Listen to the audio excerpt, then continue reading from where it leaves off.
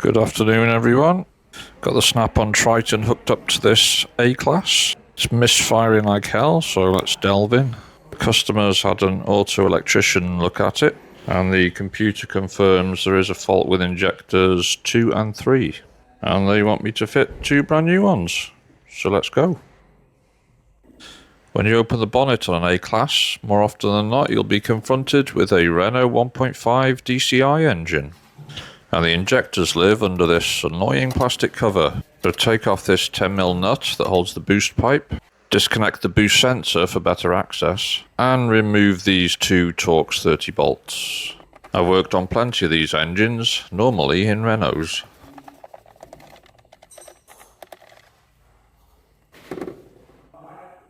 To remove this plastic cover completely, you need to bend or move the boost pipe out of the way. So you need to undo these 3 bolts down there by the fan. My Milwaukee 3/8 electric ratchet just about fits down there.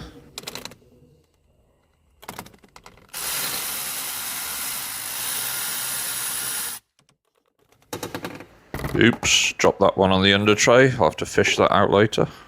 So with the boost pipe no longer impeding access, you can remove this cover. And injectors 2 and 3 are going to be the 2 middle ones. Firstly, remove the 2 leak-off pipes by pulling up the 2 white tabs, and they should just pull off. And remove the 2 electrical plugs to the injectors. Crack off the high-pressure fuel pipes with a 17mm spanner. A bit tricky doing it one-handed, but she's loose now. If you loosen the pipe at the fuel rail as well, it'll make it easier to swing out the way. That's today's top tip. The injector clamp bolts are a 10mm head bolt. Once you've got that out, the clamp should just slide out from the front. Put these somewhere safe until you're ready to put it back. And give it a twist and a pull, and they came out so easy, with the copper washers as well. And before you put the new ones in, you want to make sure the injector seats are clean. I've rigged up the hoover to a bit of thin pipe which will suck out any debris at the bottom there, and a quick burst of air to finish off. I did squirt a tiny bit of brake cleaner down the injector bores just after blowing them out with air. So I'm happy with how clean they are now. And here's a pair of original brand new injectors, very expensive. Plonk them in very carefully. And don't forget to put the high pressure pipe on loosely before you clamp down the injectors. Tighten everything back up, put the electric plugs back and the leak off pipes. Clear the fault codes off the computer, and we're ready to crank her over.